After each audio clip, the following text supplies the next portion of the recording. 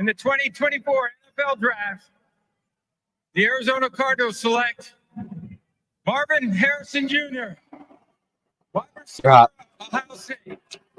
Welcome back, everybody. Rockin' the Newts with Jimmy B hanging out today here at the CAZ Sportsbook Casino, Arizona. Frank Sanders joins us right now. Hey, Frank, in your wise wisdom, being a former wideout, in your estimation, is this Harrison Jr. kid any good? You know what? He was good enough to get picked. He was good enough to win the hearts of the Arizona Cardinals management in regards to drafting him with the 4th overall pick. We have watched him in his college from a freshman all the way to a junior, and he's been absolutely nothing but exemplary with the Ohio State Buckeyes. I'm looking forward to hopefully when he gets here, he can stay healthy. And then not only that, he can get through preseason, but get to the regular season, man, and start making plays for the Arizona Cardinals in the way that he did when he was with the Buckeyes. Frank, and for our listeners, for a lot of Cardinal fans out there, define when they say a generational type receiver. Kind of break that down for the listener out there that they have something, maybe someone to compare to, but what are they talking about exactly?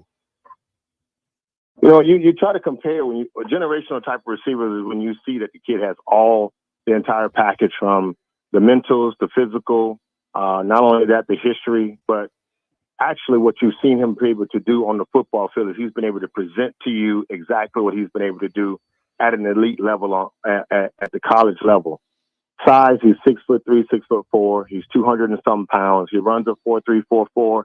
He has good range. He can run any route that you want him to run on the route tree from a receiver position. He has that dog mentality. He will block down the field. Not only that, he's not afraid of the big moment. I mean, like, that's the most important part of when you move to the next level. You can't be afraid of the big moment. We've seen him do it time and time again, playing against his rivalry, which is Michigan. He's done it against Michigan State. He's dominated the conference he's been in, All-American, you name it, on every level, and just been able to get out and do it, up for the Heisman Trophy as well. So when you take those things into play, you can't shortchange what he's been able to do. You know, Frank, it's interesting when you read the bios and backgrounds of the Jerry Rices, Andre Johnsons, Larry Fitzgerald, even you, Frank Sanders of the world, those top-notch receivers year in and year out. It's not so much their love for the game, it's their love to get better in the offseason and then during the season, the work ethic, and not think twice about it. No, I agree with you. You have to be ready to rise to the challenge. Like next level is next level, and next year is the next year. And it's not. And all that means is what you did this year isn't enough. You got to get better because the talent's going to get better. If you caught 75 balls for 1,500 yards, the next year you got to be looking at 85 to 125 and up to maybe 1,800 yards if you can get it. And that's just pushing your body to that next level. Reason why is because the expectation is there. Not only from an outside mentality, but from the inside. You have to know that there's stats that's already been produced. 23 touchdowns caught by Randy Moss at 1 year. You need to get to that level. 144 catches in 1 year. You need to get to that level. Like there's numbers that's out there that says you're moving down, you're moving in the right direction to that elite level. And when you're able to do that, I mean, that's what makes the guys that's what makes the guys like Larry Fitz or Anquan, or Roy Green when he was here, Roy the Jet Green when he was here. These guys just keep putting up numbers that not only shows that these guys are serious, but these guys here looking to get better, man, and reach that plateau. Frank Sanders is our guest on the Right Toyota guest line. Okay, so now they get the veteran Zay Jones as well, Frank. He has had his struggles at times. He can fly. He can catch, but he's also got a case of the dropsies, which has been well documented. How does Zay Jones then fit into this wide receiver room? You know what? The idea is that he has had the dropsies, and I think there's a process where growth comes. Hopefully that the game begins to slow down for him. And that comes with the mentality that, hey, I am the guy that they pay me to do one job. and that's really to catch the ball, i.e. the name, right, receiver. I always tell receivers, if you're out dropping balls, you might as well go run track, because there's no reason to be running through those landmines out there called defenders to knock your block off, and you're going to run this route to drop a ball. It makes no sense. He's coming to a situation where he has an opportunity to win back over his career, and I hope he takes advantage of that. Again, he's coming in with Michael Wilson. That's a big body, tall body receiver that can go out and make plays along with Harrison, and so hopefully he sees this as an opportunity. Hopefully he stays healthy and he comes out and compete. I think that's a good decision by the Cardinals, because they bring somebody in that's proven, and it lets Marvin know that it's not just your job, and it also lets Michael know it's not just your job. You have to go out and compete. I'll give you guys a real quick story that was funny. When I was here with the Cardinals, my first year, Buddy Ryans brought 2 star receivers from Jimmy. He brought Jimmy Smith, that was formerly at the Jaguars back in the days, to come work out on the other football field, just to prove to us that our job wasn't safe. And it wasn't that he was going to bring those guys in. He just brought them over to work out on the other side of the field, Manuch, just so we'd see your job ain't safe, brother. You got to earn this, because I can go get a veteran receiver. And I think that's something that these guys got to pay attention to. You drafted in the 4th round. 4th pick overall doesn't mean it's just your job. It means that you still got to earn it. 3. But just applying that little pressure to him will make him become the guy that he needs to be. Frank, I look at this starting lineup on paper, and you got a very solid offensive line. Here comes Kyler Murray in his 5th year, and then you look at James Conner or Trey Benson coming out of the backfield, Marvin Harrison Jr., Michael Wilson, you alluded to, Zay Jones, and then Trey McBride. I look at that right there with the depth and backup. There's no reason why, Kyler Murray can't show up, play dead, and get 4,500 yards throwing, or maybe close to 5,000, and more production via the airways when you look at that on paper. Would you agree or disagree? No, I agree with you 100%.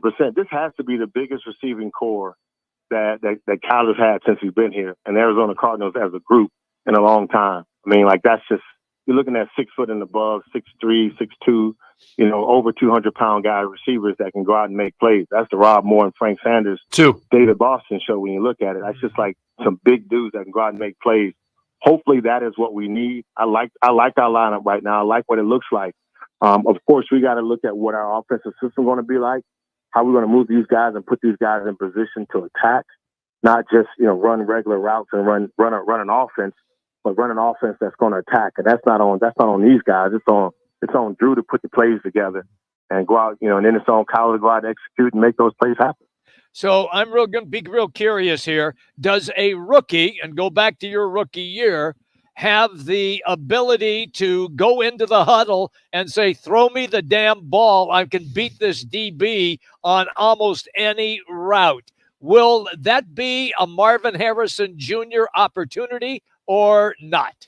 He can get into his inner Anquan Bolden self. Would you not agree there, Frank? He could, but he just doesn't seem like that dude.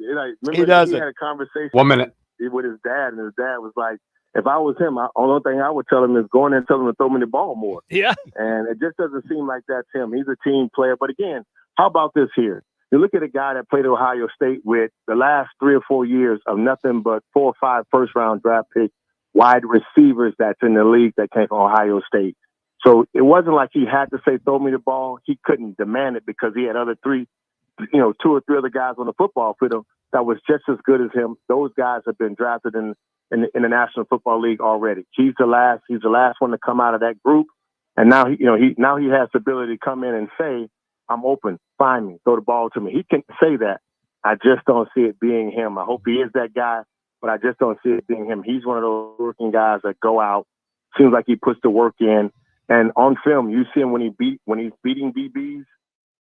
Kyler shouldn't have to make that. He shouldn't have to make that conversation when you watch what he's able to do on film. 30 seconds left. Did Frank Sanders do that in his rookie year? Throw me the ball? I did not. I had Rob Moore and I had Anthony Edwards, and those guys were like, man, you're a rookie. Larry Sinners, they wouldn't let that happen, man. But at the end of the day, you are talking to the NFL wide receiver rookie of the year in 1995.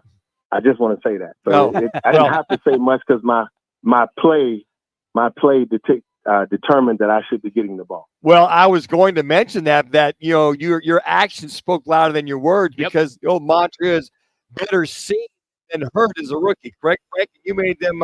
You basically you are what you show, and you showed that 1995 year. That is true, brother. I appreciate, man. You know what? It was a great time, great year. It worked out for me. I think I'm thankful for the Cardinals for drafting me. I was blessed when I had Rob Moore and Anthony Edwards. I came here with Larry Sanders, and I called a good group. Of course, we had Dave Craig. He wasn't no Kyler Murray, but he got it done. It's always good, pal, when you come on the show. Thank you, man. You have a great day. Appreciate you guys. You guys have a good one, too. All right. Frank Sanders, everybody, former Cardinal great wide receiver. He's brought to you by the Sportsbook here at the CAZ Sports Bar at Casino, Arizona. It's a sports fan's paradise. You can bet the game and you can watch the game. And at the CAZ Sports Bar, they always have food and drink specials. For the CAZ Sportsbook, 3 live betting windows, 6 self-service betting kiosks. It's all available from 8 in the morning until 11 at night, right